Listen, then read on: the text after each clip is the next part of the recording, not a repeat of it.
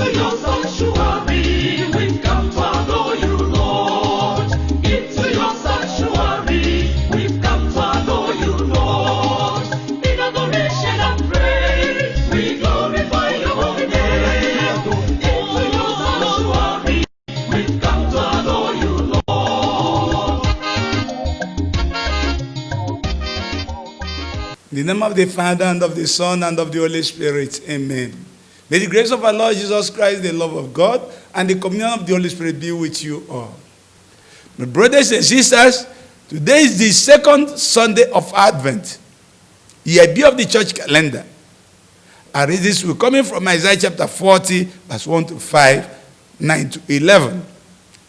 As you can see from the screen. The theme of our message today is to prepare the way for the Lord. And today we are told by Prophet Isaiah in our gospel message today that look, Isaiah prophesied that the messenger will come proclaiming the coming of our Lord Jesus Christ. And eventually that prophecy was fulfilled.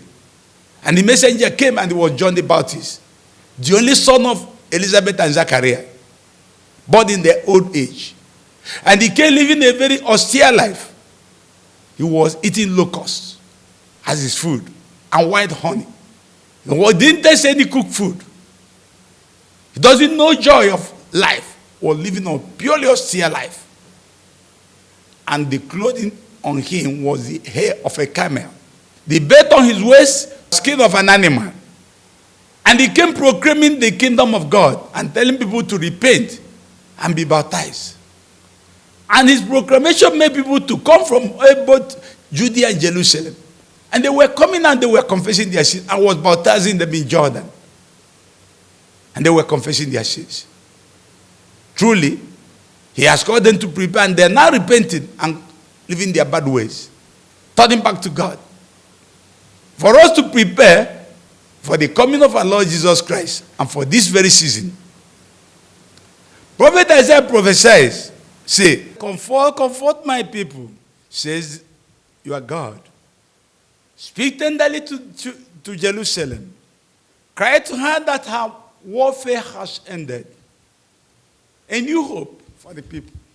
That her iniquities are pardoned. That she shall receive double punishment from the hand of God for her sins. Now the voice is crying in the wilderness, calling all of us to repentance. Isaiah prophesied this and saw this before it happens. And that's why we're fulfilling God's message. And what was Isaiah prophesying? That the one who cried in the wilderness is calling people. Say, prepare the way for the Lord. Make straight in the desert a highway for our God. Every valley should be lifted up, and every mountain hill should be made low. The uneven ground should be made level, and the rough places should be made plain. And the glory of God shall be revealed when we are now turning back to God. They prepare the way and wait for God, the glory will appear among them. As a new hope, creating hope. That's the way you prepare the way for the Lord. And he said, all flesh will see the glory of God. They will see it together. Every person will see it. It's not more hidden. And he said, the Lord has spoken so. Get you up to high mountains, O you Zion, herald of good tidings. Or people proclaim this. Get up. Lift up your voice with strength, O Jerusalem, herald of good tidings. When you are the one proclaiming the coming of God, you should be talking with strength. You should not fear. He says you lift up your head. Fear not. Take the city of Judea, behold, your God is coming. Behold, the Lord God comes with might, and his arms rules. Tell them what God will do when he comes. For he will feed his flock like a shepherd.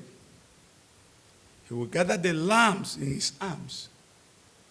He will carry them in his bosom and gently raise the ones with young. A caring God, A God who comes to comfort us. A God who comes to take care of our needs. A God who comes to liberate us from bondage. And telling us to turn to him. Remove everything that's obstructing coming into you. That's the season we are in for. And that's why 2 Peter is telling us, don't think that God delays. He doesn't delay. 1,000 years can be a day for God. And 1,000 days can be a day for God. A day can be 1,000 years for God. He's not slow. He's always working that no person should perish, that all of us should reach repentance. The patience of God is that we reach repentance. Don't want anyone to perish. And that's why he's reminding all of us who think otherwise that the heaven and earth you see will pass away. They will dissolve in fire. And when all these things are passing away, why should you know? If you know they will dissolve and get dissolved and clear away from the sight of every person, including everything on earth, why should you hold tenaciously to it? Make the people to know they should not hold to the passing things, but try to aspire for the things of heaven, things that will persevere. Since all these things are to dissolve, ask yourself, what is holiness for you? What is godliness for you? That's what you challenge the people on holiness of life and God. If they know things are passing away, why should they not hold to think those things that are permanent? And that those things, holiness of life and godliness of life.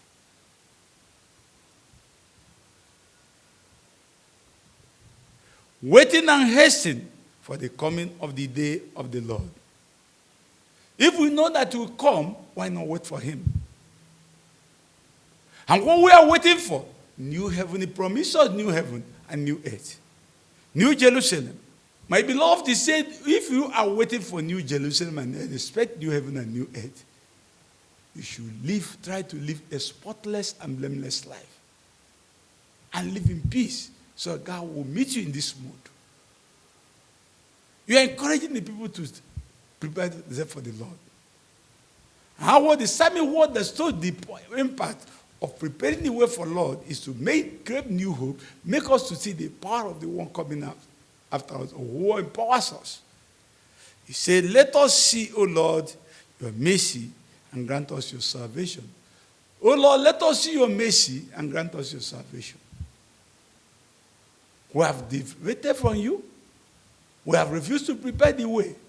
Show us your mercy and still grant us salvation.